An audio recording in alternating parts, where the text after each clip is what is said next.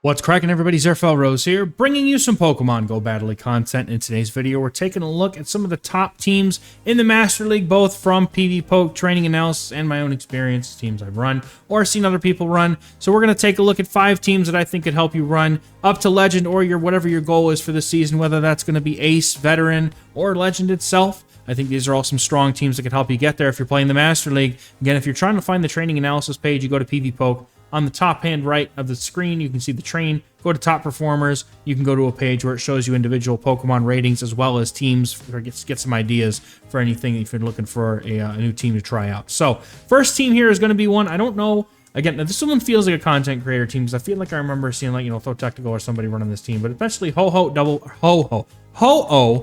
Fairy. Going to have Xerneas and Zacian. Now, Xerneas is by far the top performing Pokemon in the Master League. So these first 3 teams are all going to have Xerneas on here, and unfortunately, Zacian and Xerneas are really the only things that can be swapped for each other because of their coverage. So if you don't have one, like I don't have Zacian, I have Xerneas. So you can't really use anything else to substitute for it. You could try another fairy like Togekiss or Florges, but I think that, those two are really the best at what they do.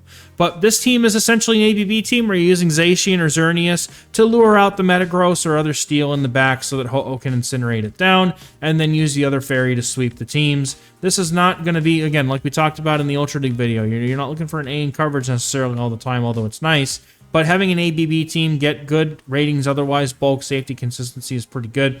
We all know that Ho-Oh is a powerhouse in the Master League. This team looks like it gets really good coverage on the meta, and the things that you're really worrying about here, at least on paper, are going to be Therian, Landorus, and Kyogre, and Rhyperior. You're not going to see too many Nihilegos. Swampert, Zapdos, Mew, Raikou, and Lunala are non-existent for the most part in the Open Master League. So the only things that you're really going to end up seeing here are maybe Landorus and Kyogre, but you can definitely tag team it, especially if you decide to run Wild Charge on your Xerneas, for example. So real quick look into this team here. Looking really strong, very good team here. I like it a lot. Let's take a look at the next team, which is one that I actually made a couple seasons ago, helping one of my students try to hit Legend after Go Fest. We got the Xerneas. But Xerneas Double Water, I feel like Kyogre on the safe swap with Blizzard is a very, very strong thing. And Palkia here, I feel like Palkia is just a very underrated Pokemon at the moment for the Open Master League. It's a very good Pokemon that really doesn't get a lot of attention because it gets overshadowed by its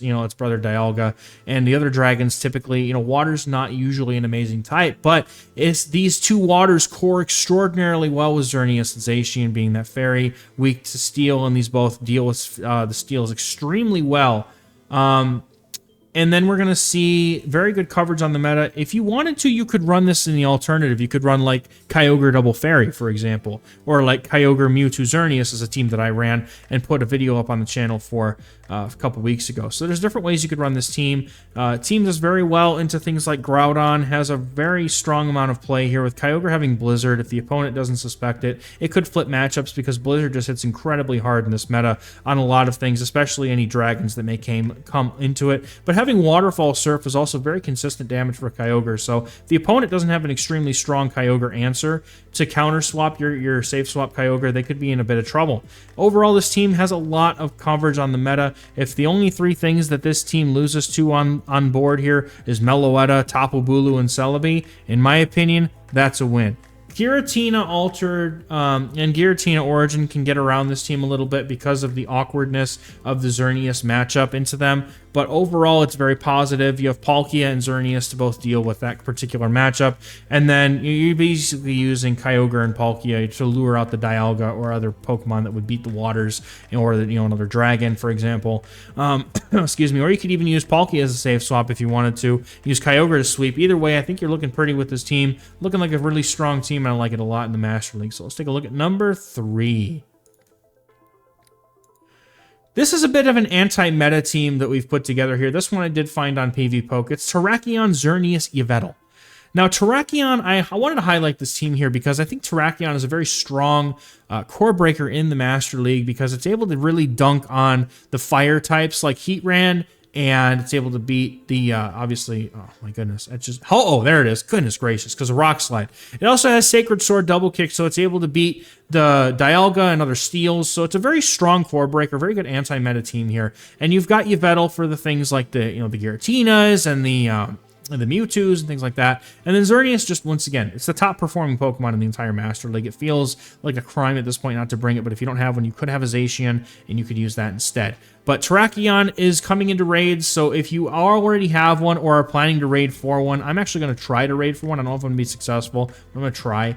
Because of the 3 Swords of Justice, this is the one that I would like to have for the Master League. It's not a bad pick at all. I think it's very strong. We can see the team is not exactly going to have, you know, amazing coverage against everything. Groudon being, you know, Xerneas being another one that kind of, you know, does ruin this team a little bit. So you got to have, you know, maybe if you play the team, maybe you play it a little differently so that Xerneas isn't exactly so strong into the team itself. Perhaps, you know, you put like Ho-Oh or something in the back, or, you know, something that can beat the Xerneas. But overall, if you're seeing a lot of like Dialga, Ho-Oh cores, you know, stuff like that in your particular elo, this could be a very strong team because of just how strong of a core breaker Terrakion can be when the meta is centralized around those picks.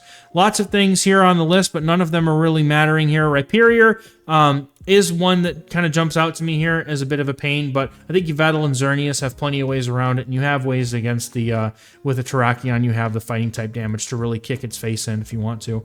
Breaking Sweep Rhyperior is something else. I wish I had one. But otherwise, the team does look very strong. Again, it's an anti-meta sort of team, so take, you know, your mileage may vary, take it as you will, but team looks very good on paper and as a concept, right? So let's look at team number 4 here.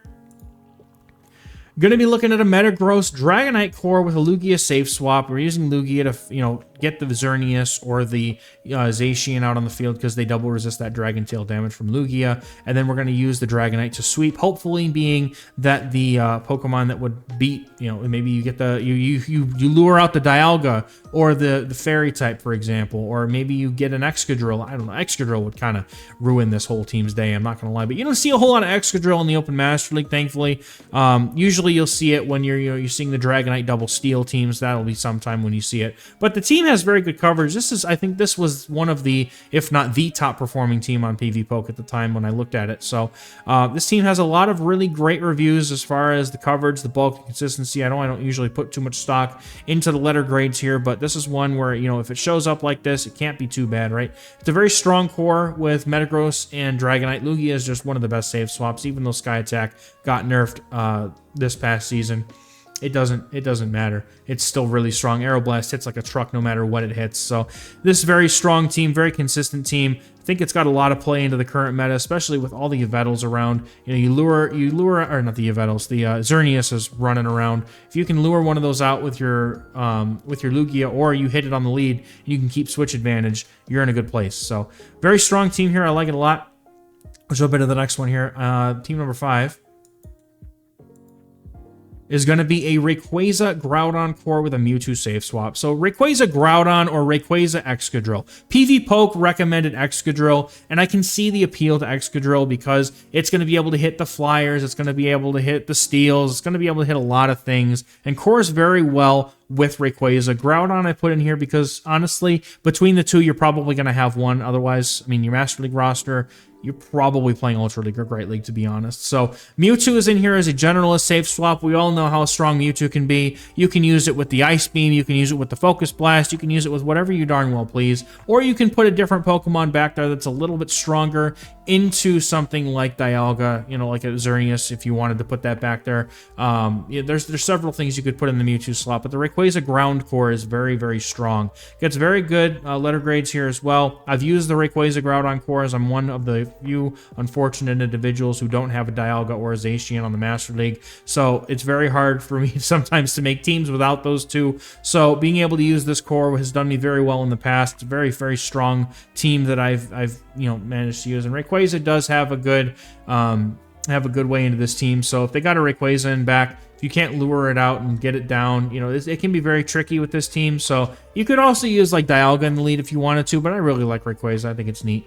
So We take a look at this team. Rayquaza is really the only meta-relevant thing that beats the entire team on paper. Otherwise, you have that breaking swipe, and you've got really strong, consistent damage from both Mewtwo and Groudon to do a lot of damage very quickly to the opponent's team because they have very quick charging moves, and you have Dragon Ascent on your Rayquaza too if you're ever feeling saucy enough to throw it. So that's going to do it for me from this video, guys. Thank you very much. I appreciate you watching. I know you're about to click off, but if you're hanging out for just a moment or you're letting the video play, really appreciate all the support that we've been getting on the channel lately. It's been a lot with the live streams and the videos, and just the channel's been growing. And I would really appreciate if you'd consider taking a look at the Patreon in the description, joining the YouTube channel as a member. You get access to my exclusive Discord, getting ready for next season. As soon as the updates drop, we'll be loading up on information dumps in there so that everybody's ready for the whole season maybe before it starts, depending on how early we get the information. You get early look at all the cups and what teams and what Pokemon you should be getting ready.